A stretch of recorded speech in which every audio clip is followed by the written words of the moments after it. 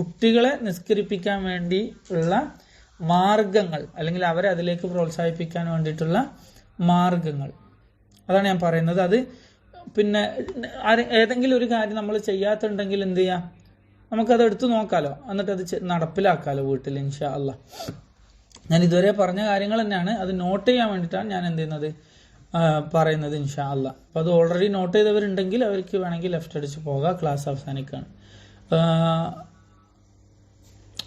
ഒന്നാമത്തെ കാര്യം കുട്ടികൾക്ക് നിസ്കാരത്തിന്റെ പ്രാധാന്യം പഠിപ്പിച്ചു കൊടുക്കുക.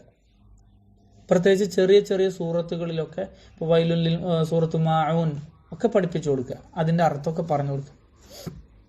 അതാണ് ഒന്നാമത്തെ കാര്യം.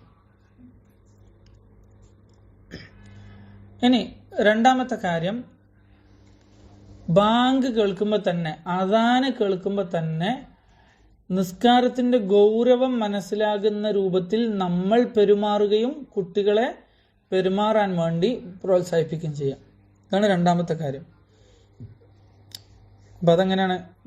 ബാങ്ക് കേൾക്കുമ്പോൾ മിണ്ടാതിരിക്കുക, അദാനിന് ജവാബ് കൊടുക്കാൻ വേണ്ടി പ്രോത്സാഹിപ്പിക്കുക, അതുപോലെയുള്ള കാര്യങ്ങൾ.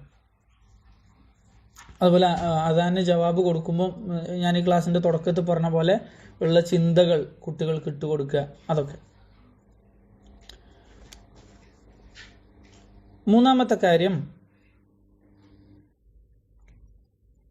നിസ്കരിക്കാൻ വേണ്ടി, നിസ്കാരം നിലനിർത്തുന്ന വിഷയത്തിൽ പ്രോത്സാഹനങ്ങൾ നൽകുക. അപ്പൊ അവിടെയാണ് നമ്മൾ അബ്ദുല്ലാഹിബിൻ അമറുല്ലാന്റെ കഥ പറഞ്ഞത് അല്ലേ? ഇപ്പൊ ഇങ്ങനെ പറയാം, മാഷാ അല്ലാ ഈ മോന് എത്ര നല്ല കുട്ടിയാണ്, അവന് 5 നേരവും നിസ്കരിക്കും, അവന് സുന്നത്തും കൂടി നിസ്കരിച്ചിരുന്നെങ്കിൽ മാഷാ അല്ലാ ളുഹറും അസ്റും മഗ്രിബ് ഇശാക്ക് നിസ്കരിച്ചു, ഫജ്റിനും കൂടി അവന് എണീറ്റാൽ ഉഷാറായനെ. ഇങ്ങനെയുള്ള പ്രോത്സാഹനത്തിന്റെ വാക്കുകൾ സംസാരിക്കുക, സമ്മാനങ്ങൾ കൊടുക്കുക, അതുപോലെയുള്ള ചാർട്ടുകൾ, ഞാൻ നേരത്തെ പറഞ്ഞ പോലത്തെ ചാർട്ടുകളൊക്കെ റെഡിയാക്കി കൊടുക്കുക, അങ്ങനെയുള്ള പ്രോത്സാഹനങ്ങൾ നൽകുക. ഇതാണ് മൂന്നാമത്തെ കാര്യം.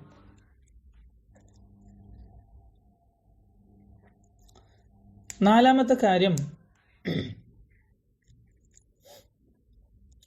സുന്നത്ത് നിസ്കാരങ്ങൾ വീട്ടിൽ വെച്ച് നിസ്കരിച്ചുകൊണ്ട് മാതൃക കാണിച്ചു കൊടുക്കുക. അതായത് പിന്നെ വീട്ടിലുള്ള കുട്ടികളൊക്കെ അവരൊക്കെ എന്ത് ചെയ്യും, കാണുമല്ലോ. എന്താണ് ഇമാം സുയൂത്തി പറഞ്ഞ പോലെ, ലിമാ ഫീഹി മിൻ തഅലീമിൽ അഹ്ലി ഹുദൂദ സ്വലാത്തി മുആയനതൻ വഹുവ അസ്ബതു മിന തഅലീമി ബിൽ ഖൗൽ. അതായത് സുന്നത്ത് നിസ്കാരം വീട്ടിൽ വെച്ച് നിസ്കരിക്കുന്നതിന്റെ ഇതെന്താണ്, കുടുംബത്തിൽ നിസ്കാരത്തിന്റെ രീതിയും അതിന്റെ പ്രാധാന്യവും ഒക്കെ അവർ കണ്ട് മനസ്സിലാക്കാൻ വേണ്ടിയിട്ട്, പറഞ്ഞു കൊടുക്കുന്നതിനേക്കാളും അവർ കണ്ട് പഠിക്കുമ്പോൾ അതിനെന്തുണ്ട്, പ്രാധാന്യമുണ്ട്. നമ്മൾ വായി കൊണ്ട് പറഞ്ഞു കൊടുക്കുന്നതിനേക്കാളും അവർ കണ്ട് പഠിക്കുമ്പോൾ അതിന് പ്രാധാന്യമുണ്ട്. അതുകൊണ്ട് നിസ്കരിച്ച് കാണിച്ചു കൊടുക്കുക. ഇതാണ് പിന്നെ എത്രാമത്തെയാണ്, മൂന്നാമത്തെയാണെന്ന് തോന്നുന്നു അല്ലേ? 3, 4 ആയിരിക്കും. ഇനി അടുത്ത കാര്യം എന്താണ്, കുട്ടികൾക്ക് നിസ്കരിക്കാൻ ആവശ്യമായ ഉപകരണങ്ങൾ അല്ലെങ്കിൽ അതിന് പ്രത്യേകമായ കാര്യങ്ങൾ നൽകുക.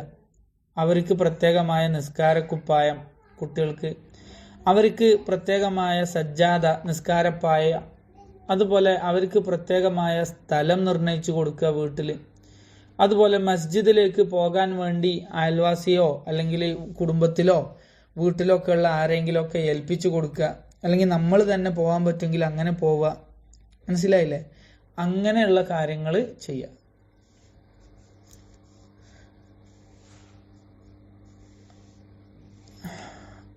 ഇതാണ് അടുത്ത കാര്യം.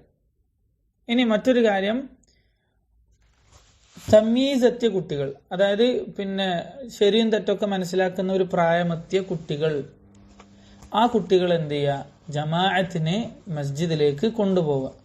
പള്ളിയിൽ മിണ്ടാതിരിക്കാനും അടങ്ങി ഒതുങ്ങിയിരിക്കാനൊക്കെ പറ്റുന്ന കുട്ടികളെ ജമാഅത്തിന് പള്ളിയിൽ കൊണ്ടുപോവുക. അതുപോലെ ദർസുകൾക്കും പിന്നെ ദീനിയായ മജ്ലിസുകളിലേക്കൊക്കെ കുട്ടികളെ കൊണ്ടുപോവുക. അതാണ് അടുത്ത കാര്യം.